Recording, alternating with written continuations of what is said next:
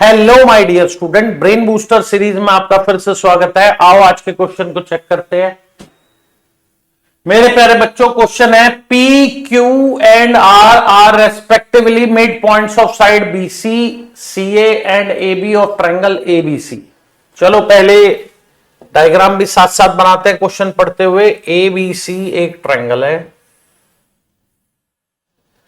ए B सी एक triangle है और BC का मिड पॉइंट है P और CA का मिड पॉइंट है Q और इसका मिड पॉइंट है R। इसको मिला दो बच्चों।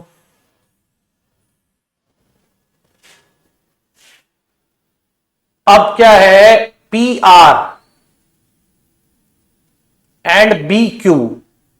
BQ को मिलाओ, ये बाइसेक्ट PR को कर रहा है X पे, और सी आर को मिलाओ, ये पी क्यू को बाइसेक्ट कर रहा है किस पे, वाई पे।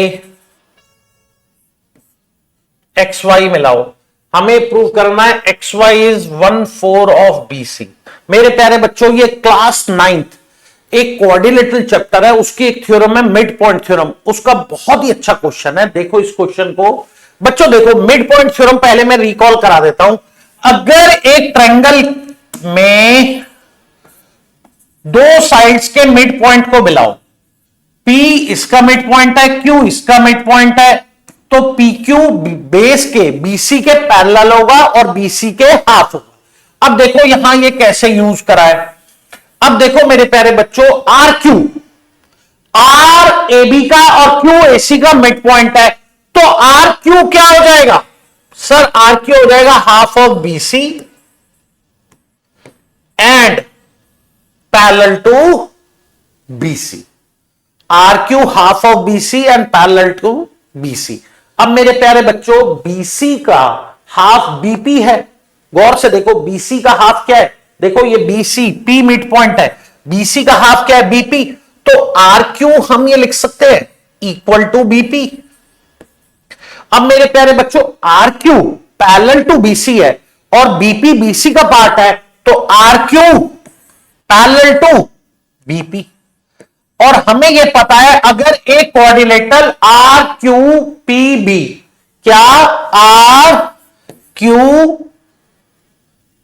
RQPB इसकी एक पेयर RQ और BP पैरेलल भी है और इक्वल भी है, तो ये पैरेललोग्राम हो जाएगा। ये क्या हो जाएगा मेरे प्यारे बच्चों?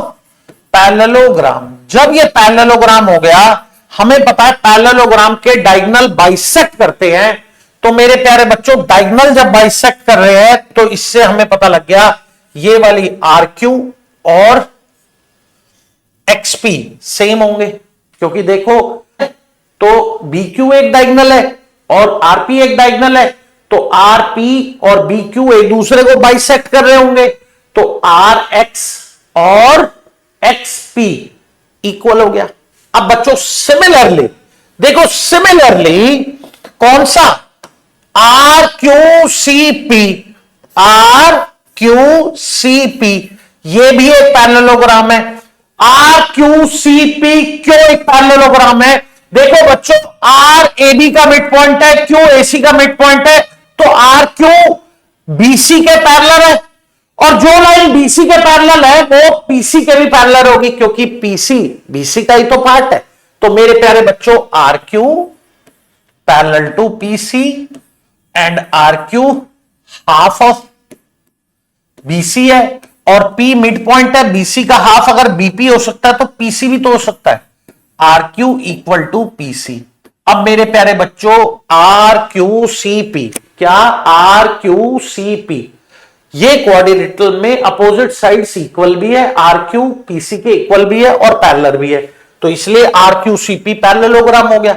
जब ये पैरेललोग्राम है RQCP, सिमिलरली मैंने आपको क्या बताया था, पैरेललोग्राम के डायगोनल एक दूसरे को बाइसेक्ट करते हैं, तो RQCP के डायगोनल कौन से होंगे? RC और PQ। RC और PQ एक दूसरे को बाइसेक्ट कर रहे हैं, तो PQ जो है उसको हम लिख सकते हैं PQ बाइसेक्ट कर रहा है वाई पे।